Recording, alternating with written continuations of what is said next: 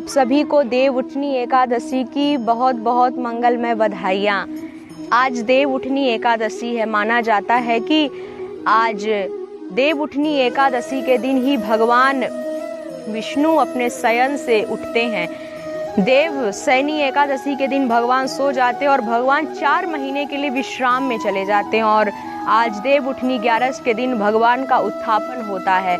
आज के दिन से ही संत लोग अपने चतुर्मास व्रत का समापन करते हैं। एकादशी व्रत रहने के बाद इसकी बहुत पौराणिक कथा है। एक कहते हैं कि एक राजा जी थे, उनके प्रजा में सब कोई खुशी था, सब कुशल मंगल से रहते थे और उनके प्रजा का उस राज्य का नियम था कि सब कोई एकादशी का व्रत रहता था। ना ही एकादशी में उनके यहाँ अनाज बेचा जाता था, ना ही अनाज खरीदा जाता था। तब विष्णु भगवान उस राजा की परीक्षा लेने के लिए गए और एक मोहिनी का रूप बना करके रास्ते में बैठ गए। जब उस मोहिनी को उस राजा ने देखा तब राजा उनके ऊपर मोहित हो गए। राजा उनसे जाकर के कहे कि देवी आप इस रास्ते पर ऐसे क्यों बैठी हुई हैं। तब मोहिनी ने कहा कि राजन क्या करूं, मेरा इस संसार में कोई नहीं है, सो बैठी हुई हूँ कि शायद कोई आए और कृपा करे। तब राजा ने कहा कि आप चलिए मेरे महल में रानी बन करके रहिए। तब उस मोहिनी ने कहा कि हाँ मैं आपकी रानी बनने के लिए तैयार हूँ, लेकिन उसकी कुछ शर्तें हैं। तब राजा ने कही कि बताइए आपकी क्या शर्तें हैं।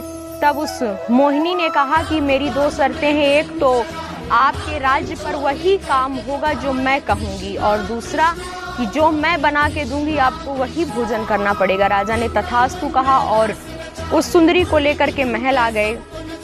दूसरे दिन ही एकादशी थी।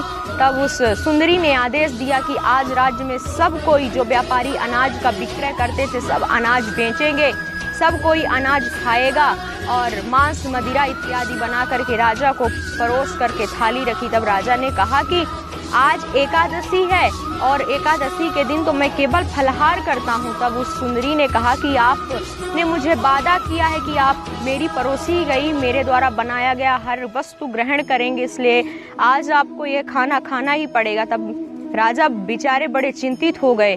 तब उस सुंदरी ने कहा कि हाँ एक काम हो सकता है, आप चाहें तो अपने बड़े पुत्र ज्येष्ठ पुत्र का सिर काट करके मेरे सामने रख सकते हैं, इससे आपको मैं मांस मदिरा खाने को नहीं कहूंगी। राजा बेचारे बड़े धर्म संकट पर पड़ गए।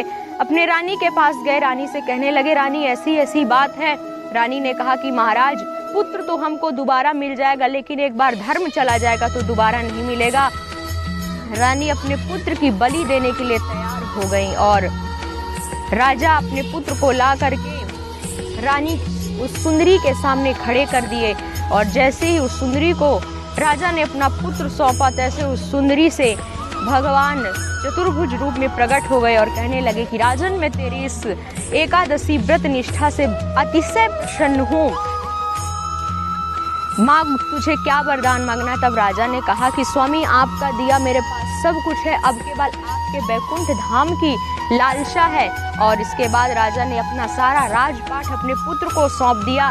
इसके बाद राजा और रानी दोनों पुष्पक विमान पर बैठ करके भगवान के बैकुंठ धाम को चले गए। तो यह कार्तिक मास की जो देव उठनी एकादशी है, इसको करने से हमको बैकुंठ की प्राप्ति होती है। इसलिए आप सभी वैष्णव भक्तों को एकादशी का व्रत अवश्य करना चाहिए। जय श्री राधे, जय गोपाल।